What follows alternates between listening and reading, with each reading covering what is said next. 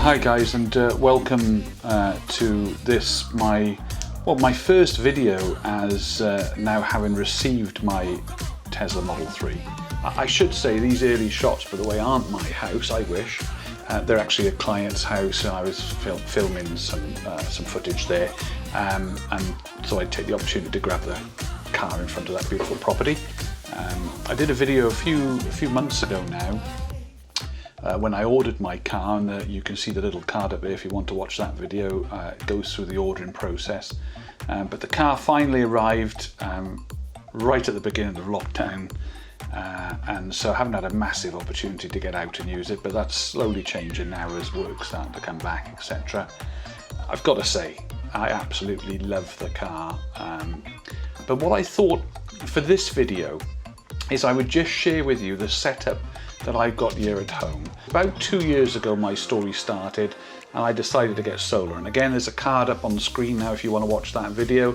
So I've also got a zappi charger. Now the zappi charger is ideal for somebody like myself with solar because it's able to monitor the export cable, and instead of sending it surplus energy to the grid, it actually diverts that into the car.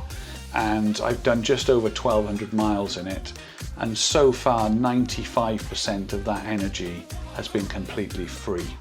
I do filming and editing for a living, and so sometimes I'm sat at home for a couple of days editing a project or something, and if it's nice weather like today, the car can sit on the drive, and on a really good day the surplus energy here will put 80 miles range on the car, and you know, so that makes a big difference. For the little bit of driving I do on a day-by-day basis, I come home, plug it in, and it's back up to 90% charge, which is what I charge it to for daily use. Okay, so here we are. Let's have a little look then at the actual zappi charger itself, and I'll try and focus in on the screen here. But you can see on the screen that currently the solar is producing 3.7 kilowatts. The house is using a little bit of that, a nice smiley face on the house, and the rest of that energy that would normally be going to the grid, back to the grid, is actually being fed into the car. So the car's taking 2.5 kilowatts at the moment. And that fluctuates, but I just leave it plugged in all day long. And you know, it goes up and down. Sometimes it gets interrupted. If it drops below about 1.4 kilowatts, it tends not to go into the car, so it'll just go off to the grid. So it's on and off, you know, all day long. Sometimes if the sun's going in and out. But on the whole, on a good day, you know, anything between 50 and 80 mile range is an average day during the summer months, you know, which is free mileage. So let's go back into the house now, and I'll show you the app on the phone as well. And you can see again, it's a really nice graphic on this, isn't it? You can see again that the solar is producing 3.7 right now. I think the sun's about to go in though. It's looking quite cloudy out there. 100% therefore the house is the green leaf, which has just gone down to 93, is saying that majority of the house and the car is using the solar. And you can see currently coming from the grid 0.2, 0.5. It sometimes just adjusts that slightly just to sort of keep a constant level going into the car rather than the car going up and down all the time. But it soon sort of levels out, and you know, there's a great reading. 0.9 going on in the house, don't know what's on in the house, but it's usually a bit lower than that. 3.7 being produced, which is the maximum I can get from my solar array, and 2.8 going into the car itself. So that just gives you an idea of the sort of energy that we get from the solar panels into the car. A quick look at the Tesla app there, and you can see it's charging at 10 miles per hour, which is not a huge amount, but you know, over a day you'd be surprised how much that adds really. And you can see there's 166 miles. I've got the level set on 90% for my daily use. So yeah, at the current 6 miles per hour it would take 5 hours and 40 minutes clouds to just come over. But honestly, with the little bit of mileage I do each day on average, you know, I might only do sort of 20 or 30 miles or something like that. The sun soon tops that up when I get back, or in the morning, the next morning. So, you know, and also there's something, I don't know, there's something about powering the car from the solar panels. So there's something quite gratifying about that fact, you know, that you're not paying anything for the power that's going into the car.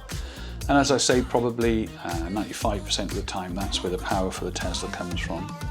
This is the Octopus Watch app, and it tells you the current rate. For those who don't know about Octopus, this is the Agile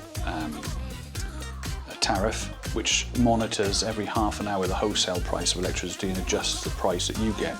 The basic rule of thumb with this, by the way, is just don't use it between 4 and 7. If you stick to that, or use as very little as you can, because for those periods of time you are paying a bit of a premium.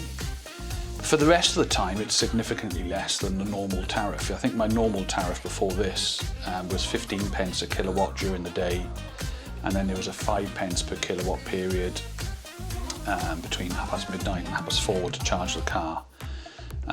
But because I work strange hours with editing and filming, you know, it might be better for me to, you know, one day on a cloudy day I might need to have to charge the car during the day.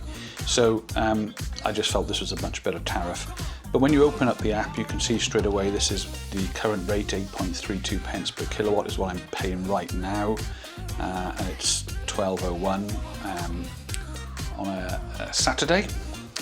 And then if you come along here, you can actually then see the breakdown. There's a graph, first of all, of the charges for the next 11 hours. But then there's a breakdown for the following 24 hours. So that's that rate there. You can see it's starting to come down. 1.30 down to 4.2 pence. 2.30 down to 3.2 pence per kilowatt hour. And then, as you can see, at 4 o'clock it really does shoot up. So for me right now, if I wanted to top the car up, between 1:30 and 4 o'clock would be the time to do it. So what's that, 2.5 hours of really cheap electricity, you know, 3.23 pence there. And you can see then at 4 o'clock it really shoots up, 16.5, right up to a peak of sort of 20 pence. 5:30 to 6, it's when the massive demand, and then after 7 o'clock it starts to creep down again. There are occasions, and I think I've got a photograph, and I'll bring the photograph in now if I have, but there are occasions where you have what they call plunge prices, and actually you get a notification for that by email to say, you know, watch out, there's a plunge price coming. And what that means is that there's so much surplus renewable energy in the country that actually they're going to pay you to take it off them. And at one point, the one time it was like something like 10 pence per kilowatt they were paying me, and it was like a 5-hour period. So fortunately I was down really low on the battery, so I just stuck it on for like 3 or 4 hours and filled it up, and they were paying me 10 pence a kilowatt. It's just incredible.